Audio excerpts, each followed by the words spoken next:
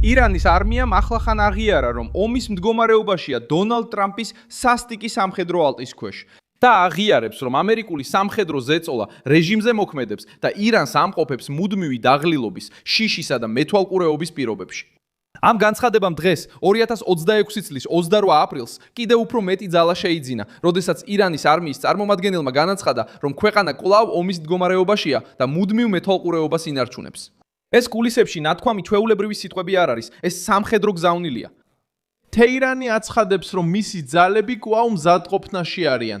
თავდაცვა მობილიზებულია და რეჟიმი კვლავ ისე მოქმედებს, თითქოს კონფლიქტი ნებისმიერ მომენტში შეიძლება განახლდეს.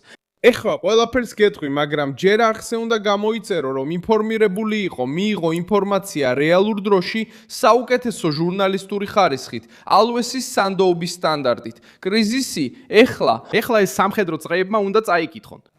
სანამ ვაშინგტონი აფასებს ირანის წინადადებას ომის შეწყვეტის შესახებ, თავად ირანის არმია აღიარებს, რომ გარემო ჯერ კიდევ საბრძოლოა. ეს აჩვენებს, რომ ტრამპი არ აწარმოებს მოლაპარაკებებს კომფორტულ მოწინააღმდეგესთან. ის აწარმოებს მოლაპარაკებებს რეჟიმთან, რომელიც ზეწოლის ქვეშაა მეთვალყურეობის, ახალი თავდასხმების მუხარის, თავდაცვების დასუსტებისა და რეაგირების უნარის კიდევ უფრო დაკარგვის შიშის გამო. თავარი საკითხი ისაა, რომ თეირანი ცდილობს მოლაპარაკებების სამხედრო რეალობისგან გამოყოს. ირანი ჯერ უნდა დაასრულოს ომი, გადაჯგუფოს თავისი ძალები და მხოლოდ ამის შემდეგ განიხილოს ბირთვული პროგრამა. ტრამპმა ეს თანმიმდევრობა არ მიიღო. როიტერსის მიხედვით, პრეზიდენტი უკმაყოფილო დარჩა ირანის წინადადებით, რადგან ის ბირთვულ საკითხს შემდეგ ეტაპზე ტოვებდა. ვაშინგტონისთვის ეს სწორედ ის საკითხია, რომლის გადადებაც შეუძლებელია. თუ რეჟიმი კვლავ საომარი მდგომარეობაშია, სამხედრო ზეწოლა არ უნდა მოიხსნას კონკრეტული გარანტიების მიღებამდე. ეს არის მათი ალტის არსი. ეს მხოლოდ ზღვაზე დავა არ არის. საქმე ეხება ირანის მუდმივ ზეწოლას მართვის, თავდაცვისა და მობილიზაციის მიმართულებით. როდესაც არმია აღიარებს საომარ მდგომარეობას, ის ასევე აღიარებს, რომ უნდა დაიცვას ბაზები, რადარები, გამშვები დანადგარები, სარდლობის ცენტრები, საწყობები, საზღვრები და სტრატეგიული ობიექტები.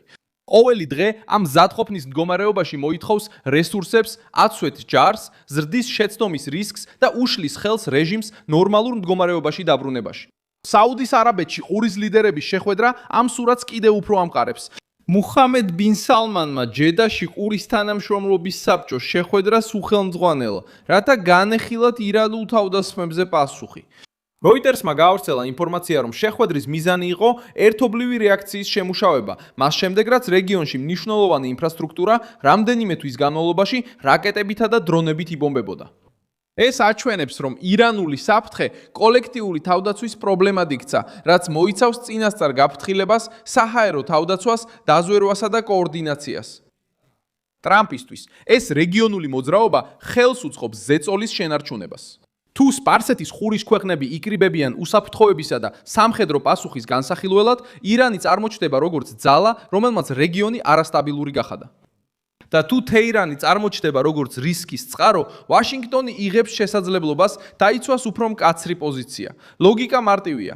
არ არსებობს მიზეზი, რომ შემსუბუქდეს ალყა, სანამ რეჟიმი ინარჩუნებს თავის სტრუქტურას საომარი მდგომარეობის რეჟიმში და სანამ მისი ბოლო თავდასხმები აიძულებს მეზობლებს გააძლიერონ თავდაცვა. სარაკეტო და დრონებით თავდასხმები ამ სცენარის ცენტრალური ნაწილია. ისინი აჩვენებენ, რომ კონფლიქტი მხოლოდ სიტყვებით არ შემოიფარგლება. სარაკეტო იარაღი დამოკიდებულია სარდლობაზე, გაშვების პლატფორმებზე და დაზვერვაზე. დრონები დამოკიდებულია ოპერაციულ ცენტრებზე, მარშრუტებზე, სათყობებზე და გაწვრთნილ ჯგუფებზე. როდესაც ეს ინსტრუმენტები კრიზისში ერთვება, პასუხით სამხედრო უნდა იყოს. სწორედ ამიტომ სპარსეთის ყურის ქვეყნები კოორდინაციას განიხილავენ. ამიტომაც არ მიიჩნევს დონალდ ტრამპი ირანის წინადადებას საკმარისად. საფრთხე კვლავაც აქტიურია. ამერიკული ზეწოლა ასევე ჩანს იმაში, თუ როგორ ეკიდება დონალდ ტრამპი ირანის წინადადებას. სწრაფი პაუზის მიღების ნაცვლად, დონალდ ტრამპი მოითხოვს, რომ ბირთვული თემა თავიდანვე განხილულ იქნას.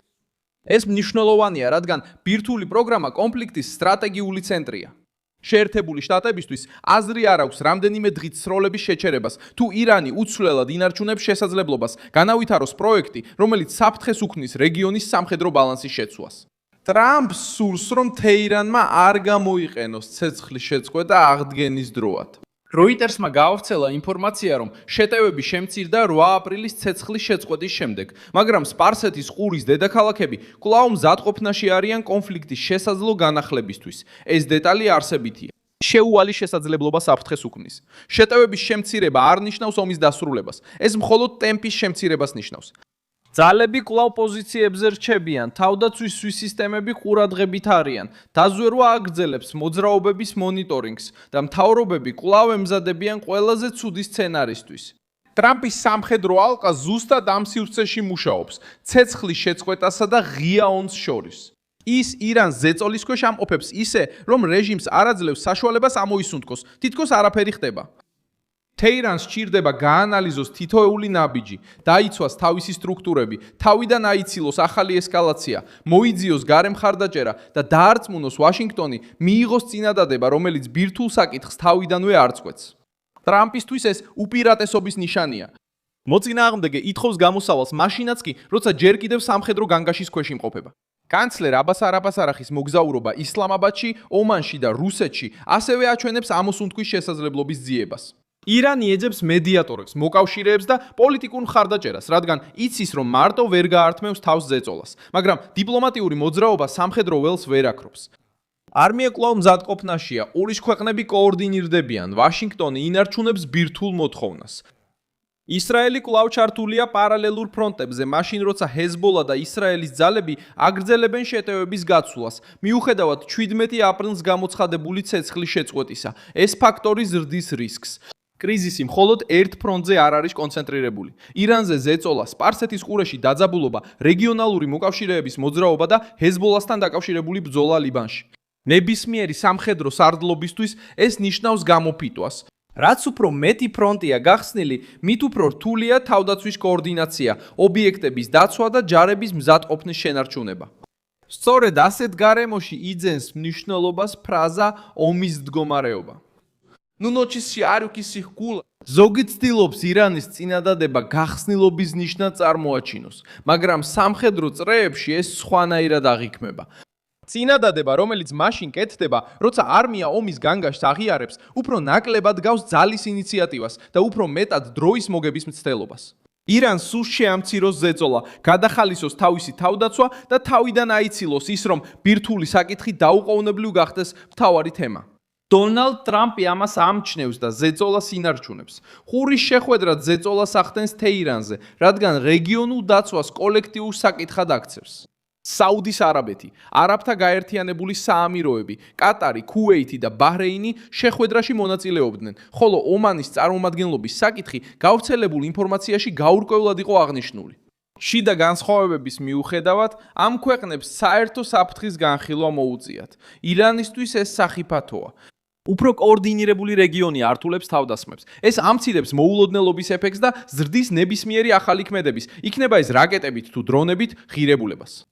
ანვარ გარგაში, არაბთა გაერთიანებული საამიროების წარმომადგენელმა გააკრიტიკა სპარსეთის ყურის თანამშრომლობის საბჭოს პოლიტიკური და სამხედრო პასუხი ბლოკის მოქმედებას სუსტად შეაფასა. ეს კრიტიკა არ ამცირებს ირანზე ზეწოლას. პირიქით, ეს აჩვენებს, რომ მეტი კოორდინაცია, მეტი სიმტკიცე და რეაგირების მეტი უნარია მოთხოვნილი. როდესაც რეგიონული ლიდერები სამხედრო ძალას ითხოვენ, თეირანს ნაკლები სივრცე რჩება მეზობლების დასაშინებლად. ამიტომ სურათი ირანის სამხედრო გამოფიტვას ასახავს. რეჟიმი კვლავ საუბრობს ომზე, მისი ძალები კვლავ სიფხიზლეში არიან. მისი მოკავშირეები კვლავ პარალელურ ფრონტებზე არიან ჩართული. მისი მეზობლები ერთობლივ პასუხს განიხილავენ, ხოლო შეერთებული შტატები არ თანხდება ზეწოლის მოხსნას თუ ბირთვული საკითხი ცენტრში არ დადგება. საბოლოოდ ირანის არმიის აღიარება მთავარ საკითხს ადასტურებს. რეჟიმი კვლავ ბრძოლაზე ორიენტირებულ ლოგიკაში რჩება. ომის მდგომარეობის აღიარებით, თეირანი აღიარებს, რომ ამერიკული სამხედრო ზეწოლა რეჟიმზე მოქმედებს და რომ ტრამპი ირანს გამოფიტვის, შიშისა და მუდმივი სიფხიზლის პირობებში ამყოფებს. მოიწონე ეს ვიდეო, გამოიწერე არხი და ბოლოს გადახედე კომენტარებს, რომ კიდევ უფრო მეტად ჩაერთო ალვეშის საზოგადოებაში.